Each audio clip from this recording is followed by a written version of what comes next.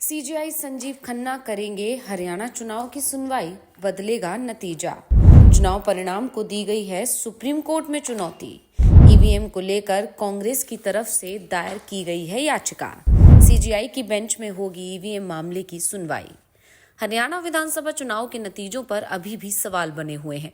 हरियाणा के नतीजे जिस दिन आए थे उसी दिन कांग्रेस ने साफ कर दिया था कि हम इन नतीजों को स्वीकार नहीं कर सकते।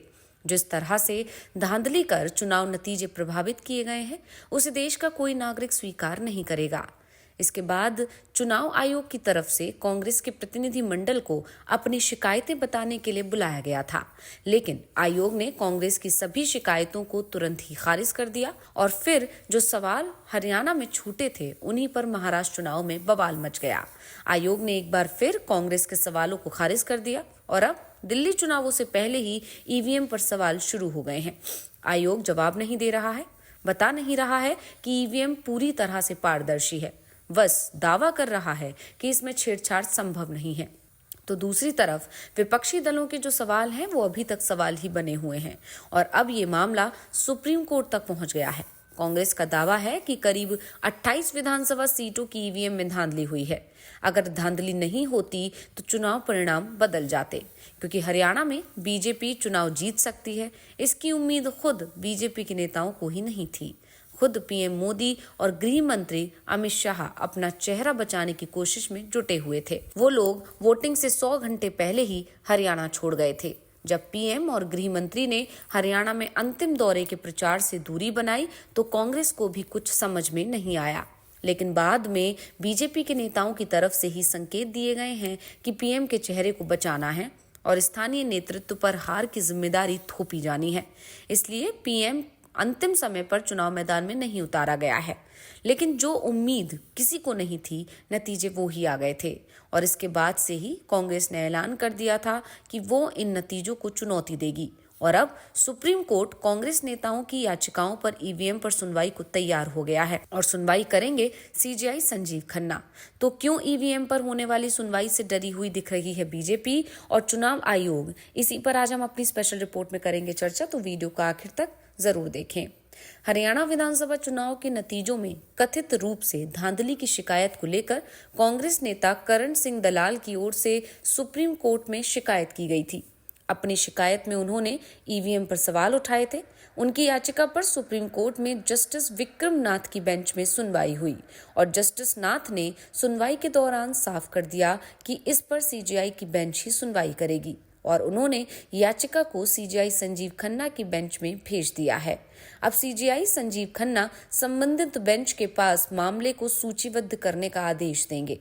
5 बार के विधायक रहे करण सिंह दलाल ने याचिका में चुनाव आयोग को ईवीएम के 4 component control unit, ballot unit, VVPAT और सिंबल लोडिंग यूनिट की मेमोरी माइक्रो कंट्रोलर की जांच और सत्यापन के लिए दिशा निर्देश जारी करने की मांग की गई है। याचिका में एसोसिएशन फॉर डेमोक्रेटिक रिफॉर्म्स यानी एडीआर बनाम भारत संघ मामले में सुप्रीम कोर्ट की तरफ से पहले दिए गए फैसले पालन करने के सख्त निर्देश देने की मांग की गई है।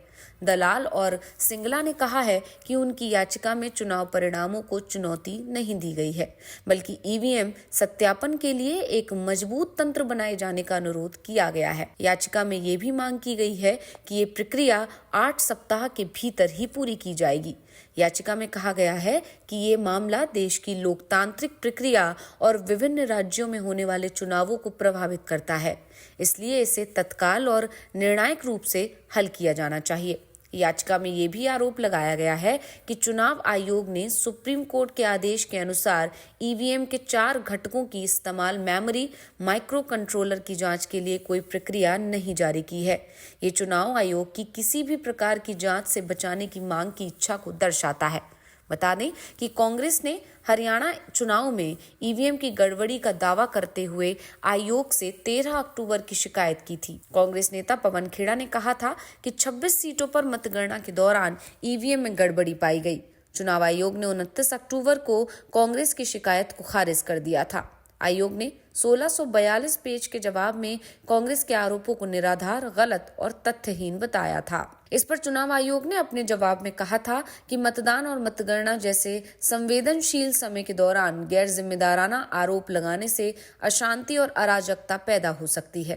कांग्रेस ने कहा कि चुनाव आयोग ने खुद को क्लीन चिट दी है। हमें नहीं पता कि आयोग को कौन सलाह दे रहा है, लेकिन ऐसा लगता है कि आयोग ये भूल गया है कि यह संविधान के तहत स्थापित निकाय है।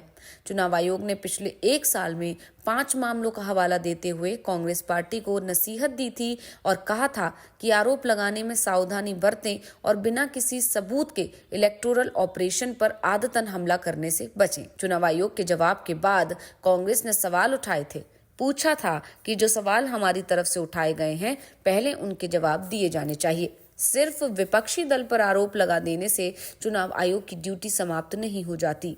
लेकिन उसी समय पर चुनाव आयोग ने महाराष्ट्र विधानसभा चुनावों का ऐलान कर दिया, जिस कारण से सभी दल हरियाणा चुनाव के नतीजों को किनारे रखकर महाराष्ट्र चुनाव की तैयारियों में जुट गए थे। लेकिन अब कांग्रेस का कहना है कि हरियाणा चुनाव के नतीजों पर लड़ाई से वो पीछे नहीं हटी है, क्योंकि जो गड़बड़ियां हरियाणा में दिखाई दी थी, महाराष्ट्र में तो उससे ज्यादा गड़बड़ियां दिखाई दी हैं। सिर्फ झारखंड का चुनाव सही तरीके से हुआ। झारखंड को लेकर इंडिया गठबंधन ने पूरे चुनाव अभियान के दौरान चुनाव प्रक्रिया को लेकर एक भी शिकायत चुनाव आयोग से नहीं की। सिर्फ बीजेपी के चुनाव प्रचार को लेकर शिकायत की थी। झारखंड में गड़बड़ी नहीं हुई तो बीजेपी को करारी हार मिली, जबकि बीजेपी ने यहां अपने सभी कार्ड इस्तेमाल किए थे। दूसरी तरफ महाराष्ट्र, जहां बीजेपी के खिलाफ लहर दिखाई दे रही थी, वहां जब चुनाव नतीजे सामने आते हैं तो लहर अपनी दिशा ही बदल देती है। जो बीजेपी दूर दूर तक चुनाव में दिखाई नहीं दे रही थी, उसके 90% उम्मीदवार चुनाव जीत जाते हैं और लोकसभा चुनाव में जो पार्टी सबसे बड़ी पार्टी बनकर उभरी थी, वो 20% सीट भी नहीं जीत पाती है। साफ है कि चुनाव में बड़ी धांधली हुई है और इसी के चलते महाराष्ट्र में कई ग्रामीण ईवीएम से आए नतीजों को स्वीकार करने के लिए तैयार नहीं दिख रहे हैं।